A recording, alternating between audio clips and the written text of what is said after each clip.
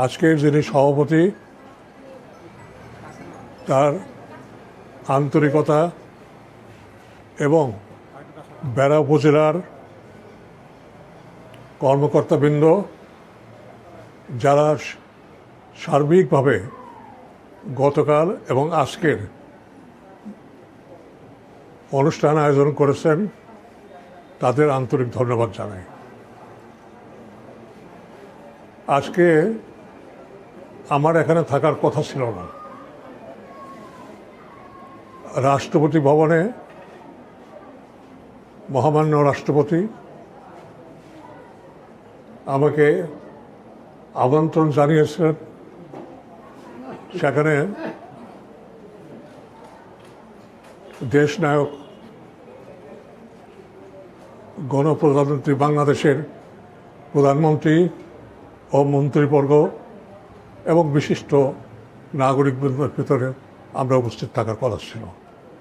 কিন্তু আমি জানি দীর্ঘদিন এই আপনারা যারা জীবনের মায়া ত্যাগ করে মাঠে ঘাটে বনে নদীতে বিভিন্নভাবে মুক্তিযুদ্ধে অংশগ্রহণ করেছিলেন, তাদের প্রতি আমি কৃতজ্ঞতা জানানোর জন্য এখানে উপস্থিত হয়েছি। আন্তরিকভাবে কৃতজ্ঞতা জানাচ্ছি যারা শহীদ হয়েছেন কিংবা প্রয়াত, তাদের প্রতি সম্মান জানাচ্ছে, তাদের বিদেহী আত্মার মাগফিরাত কামনা করছে। আর যারা জীবিত এখনও আছেন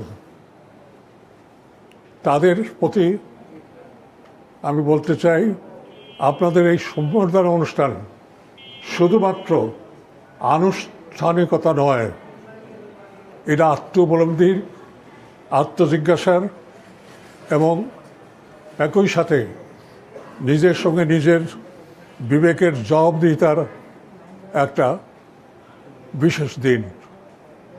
সে যাই হোক, আমি অল্প কথা বলবো। সেটা হলো এই, অনেকে বলেন এর আগে যে বক্তা ছিলেন তিনি চমৎকারভাবে, আমি মনে করি তিনি একজন সত্যনিষ্ঠ এবং ইতিহাসের সত্যকে তুলে ধরেছেন, তাকে ধন্যবাদ জানাই। আজকে অনেকেই ৭১ এবং ২৪ এ দুটোকে এক কাতারে দাঁড় করাতে চান। আমি এখানে দ্বিমত পোষণ করি।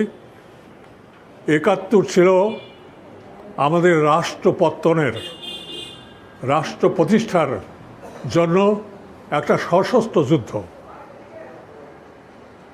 আর তার একটা আদর্শ ছিল, তার একটা নীতি ছিল, তার একটা দর্শন ছিল। পাকিস্তানি সামরিক বাহিনীর বিরুদ্ধে পাকিস্তানি শাসক এবং শোষণ থেকে মুক্ত হওয়ার জন্য আমরা চেয়েছিলাম গণতন্ত্র, আমরা চেয়েছিলাম অসাম্প্রদায়িক রাজনীতি, ধর্ম বর্ণ নির্বিশেষে প্রতিটি মানুষ যেন তার অধিকার প্রয়োগ করতে পারে ধর্মীয়ভাবে। কারণ রাষ্ট্রসভার ধর্ম যার যার, এই নীতিতে বিশ্বাস হয়ে আমরা যুদ্ধে অংশগ্রহণ করেছিলাম। আমার পাশে আমাকে বাঁচাতে গিয়ে আজকেও আমার মনে পড়ে, আমার ক্যাম্প থেকে ট্রেনিং নিয়ে এসে বনগ্রামের একমাত্র বিধবা মায়ের ছেলে জয়গুরু, কারো মনে আছে? জয়গুরু তার নিজের জীবন বিসর্জন দিয়েছেন। আমি শহীদ আব্দুল খালেক আমার অত্যন্ত প্রিয় বচন ছিল। সে শহীদ হওয়ার পরে তার নামে আমি একটা স্টেডিয়াম করেছিলাম, মানুষের কাছ থেকে জমি নিয়ে টাকা তুলে তাদের কাছে কিনে নিয়ে। আমি ইউনো সাহেবকে অনুরোধ করব এই স্টেডিয়ামটা যেন আরও উন্নত হয় এবং এই স্টেডিয়াম যেন গোটা এলাকার খেলাধুলার এবং চিন্তা মননের একটা কেন্দ্রবিন্দু হয়ে দাঁড়ায়। এবং আরও যেখানে মাঠ আছে সেখানে খেলাধুলা এবং বিভিন্ন রকম ক্রিয়া যাতে অনুষ্ঠিত হতে পারে সেই ব্যবস্থা সুন্দরভাবে আমি জানি ইউনো সাহেব সে উদ্যোগ নিয়েছেন এবং উদ্যোগ নেবেন। আজকে এই যে সম্বর্ধনা অনুষ্ঠান, এই সম্বর্ধনা অনুষ্ঠানে আমি জানি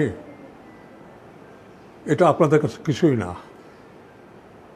যারা হাসতে হাসতে জীবনের মায়া ত্যাগ করে সরাসরি পাকিস্তান সামরিক বাহিনীর বিরুদ্ধে যুদ্ধ করেছেন, তারা কিছু পাওয়ার জন্য যুদ্ধ করেন নাই। তারা দেশমাতৃকাকে ভালোবাসে, তারা জীবন উৎসর্গ করেছিলেন। আজকে আমি একটা কথা বলতে চাই, যে পথেই থাকুন না কেন, মুক্তিযুদ্ধ এটা কিন্তু জনযুদ্ধ। অর্থাৎ প্রতিটি মানুষ যেখানে যে সুযোগ পেয়েছে, রাখাল তার লাঙল ফেলে, শ্রমিক তার হাতুড়ি ফেলে, বুদ্ধিজীবীরা কলম ফেলে তারা মুক্তিযুদ্ধে অংশগ্রহণ করেছিল। সেজন্য এটা জনযুদ্ধ ছিল, এই নিয়ে বিতর্কজনক কোনো কথা না ওঠে। কারণ ৭১ ছিল আমার অস্তিত্ব, ৭১ ছিল আমার আত্মপরিচয়, ৭১ ছিল একটা জাতীয় রাষ্ট্র গঠনের অঙ্গীকার। সেজন্য সেই অঙ্গীকারে উদ্বুদ্ধ হয়ে, সেই অঙ্গীকারে শপথ নিয়ে আপনারা যুদ্ধে অংশগ্রহণ করেছেন। সেজন্য আমার মনে হয়েছে দীর্ঘদিন আপনাদের সাথে আমার সাক্ষাৎ হয়নি। আমি বেঁচে আছি পরম সৃষ্টিকর্তার অনুগ্রহে, আপনাদের মাঝে আসতে পেরেছি। সেজন্য আজকে আমি খুবই আনন্দিত এবং একথা বলতে চাই যে স্বপ্ন এবং আকাঙ্ক্ষা নিয়ে আপনারা যুদ্ধ করেছিলেন, সেই স্বপ্ন এবং আকাঙ্ক্ষা কোনো ক্রমে যেন হারিয়ে না যায়। স্বপ্ন দেখলেই হবে না, স্বপ্নের পিছনে ছুটতে হয়, ত্যাগ স্বীকার করতে হয়, জীবন দিতে হয়, রক্ত দিতে হয়। সেই চিন্তা ভাবনা করেই আপনারা যেমন করে একসময় অংশগ্রহণ করেছিলেন, তেমনি করে জীবনের সায়ঙ্গে এসে, জীবনের প্রান্তিক একটা অবস্থায় এসে দেশ গঠনে আপনারা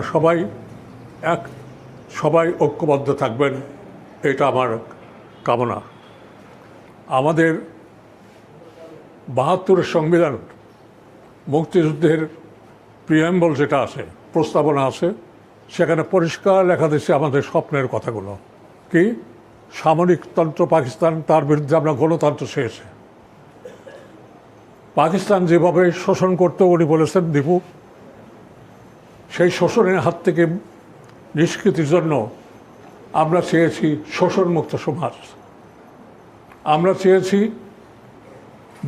ধর্মে ধর্মে মানুষে যে হানাহানিগত বন্ধ করার জন্য আমরা চেয়েছি অসাম্প্রদায়িকতা, আমরা চেয়েছি বহুত্ববাদ, যার যার মত সে প্রকাশ করবে।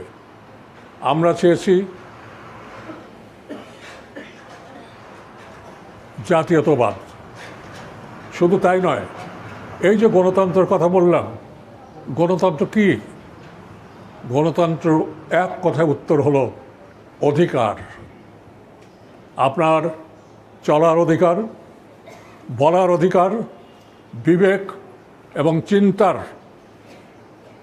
উন্মুক্তভাবে লিখবেন, বলবেন, সেই অধিকার আপনার অধিকার। একই সাথে আপনারা প্রত্যেকেই যাতে কর্ম পান, কর্মসংস্থানের ব্যবস্থা হয়, তার জন্য রাষ্ট্র গঠনের ক্ষেত্রে এমনভাবে করতে হবে যাতে কোনো বেকার না থাকে। রাষ্ট্রীয় প্রতিষ্ঠানগুলো, সাংবিধানিক প্রতিষ্ঠানগুলো আমরা ভেঙে চুরে শেষ করে দিয়েছি। সুষ্ঠু নির্বাচন হয় নাই, এটা জানেন আপনি। আমি প্রতিবারের নির্বাচনে দাঁড়িয়েছি একটা কারণে, সেটা হলো এই যে গণতন্ত্র উত্তরণের জন্য আমাকে দেখতে হবে যে নির্বাচনের ক্ষেত্রে কোথায় কোথায় ত্রুটি রয়েছে। আমি নির্বাচন সংক্রান্ত যে জাতীয় ঐক্যমতের কমিটি হয়েছিল বদিউল মজুমদার, তার সাথে বসেছি এবং বলেছি সেগুলো এই জুলাই সনদের ভিতরে আছে।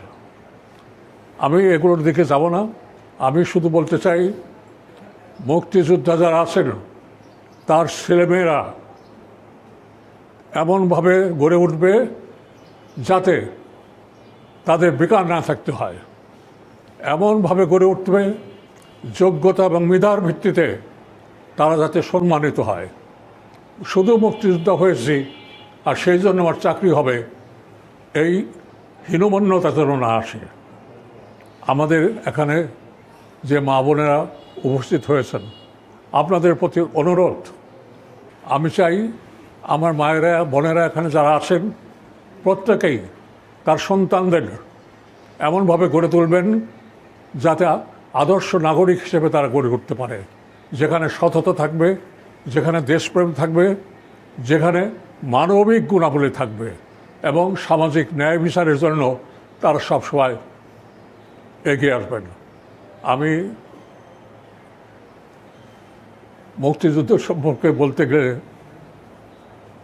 দিন রাত শেষ হবে না, এবং সেজন্য আমি শেষ করে বলতে চাই, আজকে সভাপতি সাহেবকে যেভাবে অনুষ্ঠানগুলো আপনাদের সহযোগিতা নিয়ে কিংবা ওনার সহযোগিতা নিয়ে আপনারা যেভাবে করেছেন তার জন্য আপনাদের ধন্যবাদ জানাই। এখানে অনেক শহীদ পরিবার আছে, অনেক গল্প আমার কাছে আছে।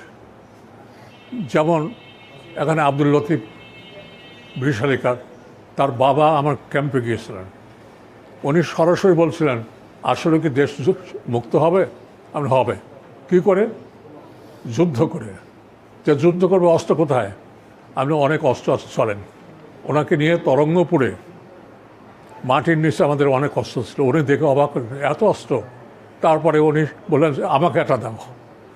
আমি কমান্ডারের কাছ থেকে ওনাকে একটা অস্ত্র দিয়েছিলাম। এই অস্ত্রই সম্ভবত তার কাল হয়েছিল। আমাদের গ্রামে পাকিস্তানের হানাদার বাহিনী ও তার দোসররা সবাই মিলে আমাদের গ্রামে প্রায় ডজনখানেক মানুষকে হত্যা করেছে। তার ভিতরে শহীদ আব্দুল সোরাব, তার ছেলে এখানে উপস্থিত আছেন, আব্দুল লতিফ, এখানে অনেক মুক্তিযোদ্ধা আছেন, তার সন্তানরাও আছেন। আমি সবাইকে অভিনন্দন জানিয়ে সবার প্রতি কৃতজ্ঞ থেকে আগামী দিনে দেশপ্রেমে উদ্বুদ্ধ হয়ে আমরা যাতে স্বপ্নের সিঁড়ি বেয়ে এগিয়ে যেতে পারি। শুধু স্বপ্ন দেখলেই হবে না, স্বপ্নের পিছনে ছুটতে হবে। পথ বন্ধুর, আকাশ মেঘাচ্ছন্ন। এখনও আমরা স্থিতিশীল একটা রাষ্ট্র কাঠামো নির্মাণ করতে পারি নাই, এটা আমাদের ব্যর্থতা। আপনারা এই সব ব্যর্থতা কাটিয়ে ওঠে যাতে নেতৃবৃন্দ এগিয়ে যেতে পারেন, আপনারা তো হবেন তার মুক্তিযোদ্ধারা হবে তার সাহসী কান্ডারি। আপনাদের সবাইকে ধন্যবাদ জানাই এবং আজকের এই মহান স্বাধীনতা দিবস, জাতীয় দিবসে আমার বিনম্র শ্রদ্ধা জানিয়ে আমার বক্তব্য শেষ করছি। আল্লাহ হাফেজ।